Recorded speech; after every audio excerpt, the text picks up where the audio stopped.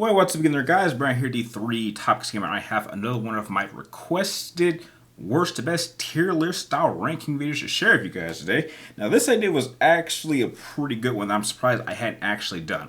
But we will be revisiting the survival horror franchise Resident Evil, and I will be doing my personal ranking from worst to best tier list style of all of the current playable protagonist Resident Evil characters that we have. Now, as a heads up, I just want to let you guys know that there's only like a couple of characters I think I'm missing that aren't on this list, primarily Rose from 8 and Hunk, because I kind of consider him to be like an anti-hero. He's not really a protagonist, he's just doing his best. So I think those are the only two playable characters that I can think of that aren't going to be on this ranking. Now, before I start, I just want to give a major shout out to the person who sent in this idea, because I got like a lot of ideas sent to me. But I want to give a certain shout out to a Mr. I hope I'm saying this right, but Arwen Whittaker 5612. So I want to thank you for sending your idea. This was awesome. And if you do happen to enjoy this little ranking video by the end, please do not forget to like, share, and subscribe. Keep tracking me on my future videos. And remember, if any of you guys have requests for tier list rankings, worst to best, reviews, reactions, discussions, let me know in the comments down below, and I will try to get it up as soon as I can. Now, believe it or not, it actually took me a while to actually find a good tier list that I had to modify starting now. And I gotta admit, how I rank them in terms of tiers, I put like 6 different spots, ranking from the GOAT to characters who are legends, to people who are survivors, to characters I think were just average, some that could be better, and only one character on here who I do not know because I did not play that game. So let's get that character out of the way. I have no idea who this character is, because I did not play Resident Evil 7 because I have openly refused to play a Resident Evil game that's a first-person shooter outside of the rail games. So, I mean, the only reason I even played 8 is because they added that expansion that allowed you to play it in third person. So I have no idea who that is, but they are the only characters that are going into the I don't know category. Now, as I go down the list, let's just go in order from here. Billy Cohen. I think Billy Cohen, I think he's just average. He only pops up in 0. We never hear from him again. He does have a little bit of significance in terms of the origins of a T-virus, because he was apparently on a mission in Africa, and they wanted him to do something, and he refused to, and he was arrested. So there is a connection to Africa, which is what leads us into Resident Evil 5. But I think just as an overall character, he's just kind of average. I mean, the fact that we never see from him again probably says that Capcom didn't really have much faith in this character, and he was just a one-off character. So I would put him in just the average category. Claire Redfield. Oh, she's a legend, and she's a redhead, so she's going up the top. Claire Redfield, been in a lot of games, been in a lot of the CGI films. Fantastic character, little sister to Chris Redfield. She has been a lot of stuff, and even though she isn't a fighter like someone like a Jill, a Leon, or a Chris, she very much has proven that she can definitely keep up with them when it counts the most. She's an absolutely fantastic character that has gone through an amazing amount of character development, and she is one of the all-time survivors and legends, so that's why she's definitely deserving of her place near the top of the list. Next, we have Jill Valentine. She is also one of the old-school legends. Some might consider her to be the greatest female Resident Evil character, if not one of the all-time greatest Resident Evil characters of all time. She's been through a lot. One of the original members of the team that went into the Spencer residence, took on Nemesis, took him down, then went on to bring down Umbrella, formed the BSAA, was taken over by Wesker, and then was saved by Chris and Sheva in Resident Evil 5, and then went on to make a return somewhat in the most recent film, which I have several problems with. But yeah, and you can't really complain with Jill Valentine, so yeah. Leon S. Kennedy, he's the GOAT. He's the GOAT. He is the greatest Resident Evil character of all time. He's in my favorite Resident Evil game of all time. In the first Resident Evil game I ever played, specifically old school Leon, not Mr. Depression and I Have Serious Issues remake Leon, which I don't even like calling him Leon. I probably should give him the Bob and Steve treatment from Dante and Virgil, but yeah, just fantastic character. But some people have even said that how he was projected in Resident Evil 4 isn't consistent how he was in old school Resident Evil 2. But because from my experience, Resident Evil 4 is my introduction, this is by far my favorite interpretation of the character. They do kind of adjust him a little bit as this franchise goes forward, especially when you get to games like Resident Evil 6 and then some of the later CGI films. But I think, without question, Leon is by far my favorite Resident Evil character of all time, which is why he is the GOAT.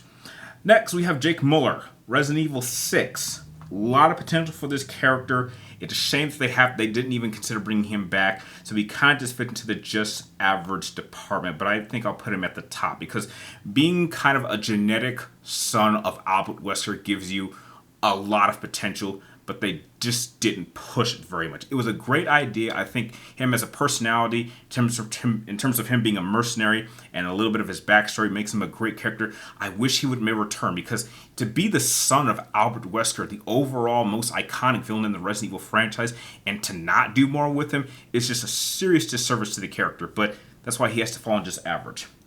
Next, we have Carlos. Only ever popped up in Resident Evil 3. And I mean, that's about it. I think, you know what? No, he does a bit in Resident Evil 3, and I actually like what they did with him in the remix. You know, I'll give him a little bit more. I would put him in the survivor, but I don't think he's a high survivor. I think he does pop up in live action films, and I think he gets killed off in one of them, so they don't really do too much with him. But yeah, I would put Carlos in the survivor. Next, we have Chris Redfield. I believe he's absolutely a legend. The question is, would I put him over Jill? Yes. Sorry. You could argue that he is probably the face of Resident Evil in terms of characters. I personally think it's Leon. I like Claire a little bit more than Chris, because I think Chris gets a little bit depressive in the later games, but like he's the stoic, just quintessential Resident Evil hero that you would expect for a franchise like this. And I would put him definitively over Jill. So yeah, I mean, Chris Redfield, he's just one of the all-time legends. And the fact that out of all the other Resident Evil characters, I've seen him and jump into other games outside of Resident Evil really shows that I think Capcom has the highest respect for Chris Redfield as a character, which is why he absolutely is going into the legend tier. Oh, dear God, Rebecca Chambers. Rebecca, what do I do with you? I'm going to put you in, you could be better. I did not play Resident Evil 0, but I just found it funny that if you play Resident Evil 0 and then you see your first encounter with Rebecca in Resident Evil 1, it's kind of ridiculous how she's like being threatened by a hunter, when in context, this character, Rebecca, has killed like hundreds of hunters.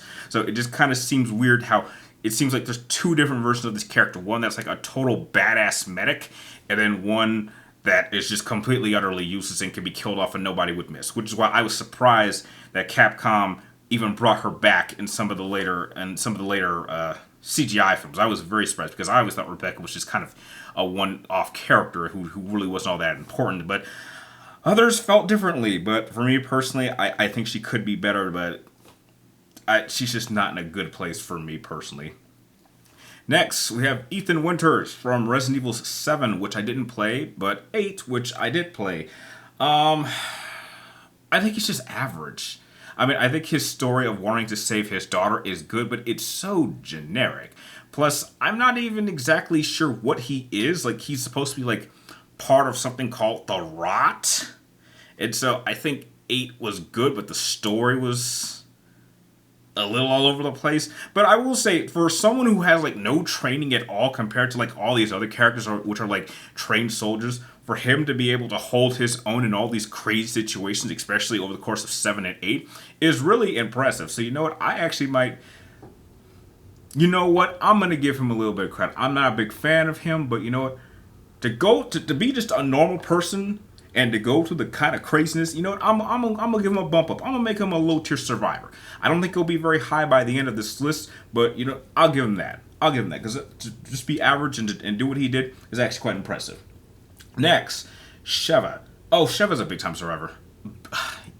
It upsets me that there's apparently no push to try to bring this character back, because because even though Sheva is a one-off character, the fact that she is one half of the team that took down Albert Wesker gives you a lot of credit. And in some key combative departments, she actually outclasses Chris Redfield. There's several situations in Resident Evil 5 that if Sheva is not there, Chris is going to die, and vice versa. So despite the fact that Sheva and Chris never worked together for all that long. It's just amazing how well of a team they are. I would say they are perhaps almost as good of a team as you would expect between someone like Chris and Jill. I think if you put Chris and Jill against Wesker, they didn't do too well. But you put Chris and Sheva, they took down Wesker. And that deserves a lot of credit. And so I love Sheva. I wish she would come back because she's just an awesome character who deserves a lot more respect than she gets. But yeah, I would absolutely put her in the top tier of survivors.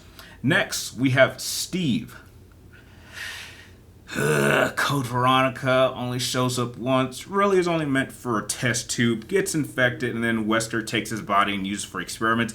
That's a one-off character, so I would put him as just average.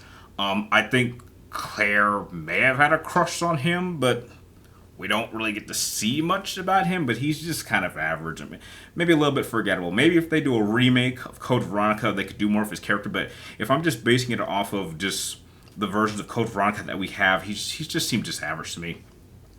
Next, we have Helena from Resident Evil 6, the primary partner of Leon. I'm going to put her in just average. Again, another one-off character. She does serve her purpose. She does have a lot of baggage in terms of the events that happened during the Leon campaign of Resident Evil 6. But that's about it. I mean, she's like a one-and-done character, so I can't really give her much higher than that. Next, we have Piers. Piers is a survivor. It really, spoiler alert, it really upset me that Capcom killed off his character because they could have done so much with him. I was really, really excited in Resident Evil 6 when Chris stated that he wanted to retire and he wanted Piers to take over, because I always felt that as these games went on numerically, it would be a smart idea to start retiring some of the older characters and elevating a new generation of primary Resident Evil protagonists. And I thought without question Piers would be at the front of that. But unfortunately that didn't happen, so that was very, very disappointing. But he was just a fantastic character that kept Chris sane, made the ultimate sacrifice, and is a true hero. Absolutely, even with a one-off appearance, he is, oh no, get that off my screen. Where'd that come from? He is absolutely worthy of the Survivor title. Next, Barry Burton. I can't give him a legend status, but I would put him definitely in the Survivor. But, I mean, shows him in Resident Evil 1, does a little bit more in Revelations 2, is most known for his gigantic magnum, so there is that. And he's a pretty capable combatant, but I would just put him in the middle of the pack of the Survivors. But yeah, I think just his old school status gives him a lot of credibility, so that's where I would put him. Krauser. I would put Krauser in Survivor. He shows up in Darkside Chronicles, teams up with Leon, then becomes an enemy in Resident Evil 4, and even though he has a small role in Resident Evil 4, the fact that he's so memorable really gives him a lot of credit points in my opinion, so that's where I would put Krauser. Ashley. I do not hate Ashley. I know a lot of people hate Ashley, especially old school Ashley, but I'm going to give Ashley a lot of slack just because she's an 18-year-old teenager who's thrown in a very, very bad situation, and she's naturally going to panic. Is it a bit annoying? Yes. Does she make certain situations a little bit harder than it should be? Sure. But, there were a number of times, even in my first playthrough, where Ashley, even just slightly looking back, helped me kind of have spatial awareness of where enemies were. So I appreciate that. And she was able to kind of survive when you have to play strictly as her. So she's not entirely useless, and she can be helpful. So you know what? I like Ashley. She could be better, but I'm going to put her at just the low tier of just average. I refuse to hate Ashley. Next, we have Josh. I think he's kind of like Sheva, but at the far end. I like him as a survivor. I wish he would come back. I would love for them to do a game set in Africa again, where you play as Josh teamed up with Sheva. Maybe do a later mission in their history or an earlier mission. I would love to see Josh come back. They did a lot with him with the little bit of time that we did have. He does get to team up with Jill, so that's a good thing. But yeah, I would definitely put him in Survivor. Next, Myra Burton. I would put her in just average, but I'd put her there. This is a character who at first is a pure support character, and then she kind of learns how to fight and survive on her own. And I appreciate that. I appreciate when one character will start off as one way and then by the end of their story, they are a completely elevated character. I just don't think I don't think she's a good enough character that I would care for her to come back. But for what little we see of her in Revelations 2, I think they did a solid enough job of her. So that's where I would put her. Next, Natalia. This is another support character, but purely support character. I don't really see much growth in her. She has a strong connection with the main antagonist of Revelations 2. But to have children to play as a child is not the best experience, even though you do get to play as Sherry in Resident Evil 2. But I don't think Natalia could really develop more past that.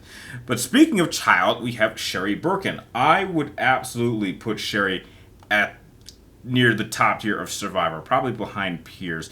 So to start off where she was as a child, and then to be inspired by Claire and Leon to become a combatant in her own sense, and the fact that she even uses her own mutation of accelerated healing to her advantage, is something I think is actually very, very cool. I would love to see Sherry make a comeback.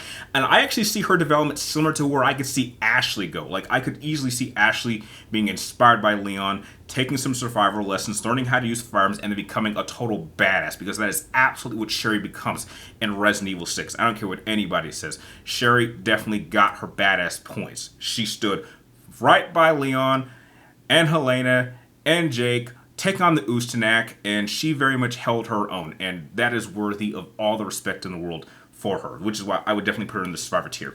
And that leaves just one character left, Ada Wong. Ada Wong's a legend. She is the last of the legends.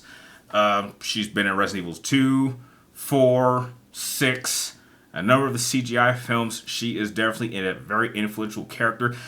I just think that because she's so mysterious, it makes it hard for her to connect. It's hard to understand what her motivation is, because as sometimes she acts more like an antagonist, but then she kind of helps at times, so her motives are always kind of jumping back and forth. Sometimes she's working for Wesker, then she's working against Wesker, and that makes her a very complicated character, and in some senses that is good, but the fact that we still don't really know what Ada is all about is very frustrating. So to have her have all these appearances and we still don't have a concrete idea of Ada as a character, as for why she does what she does, and maybe that's a good thing. Maybe she should stay mysterious because she's technically a spy, but as someone who is a big fan of Resident Evil, I would like to know some concrete information about her personality, and we still don't have that despite all of her appearances and her being a legend. But she's still a fantastic character and well worthy of the legend title. So that is my tier list ranking of all the primary playable Resident Evil protagonist characters in the franchise. If you want to give it a shot, how would you rank these characters? Share your ranking with me and everyone else in the comments down below. And like always, thank you guys for watching. You're awesome, man. I'll see you guys next time.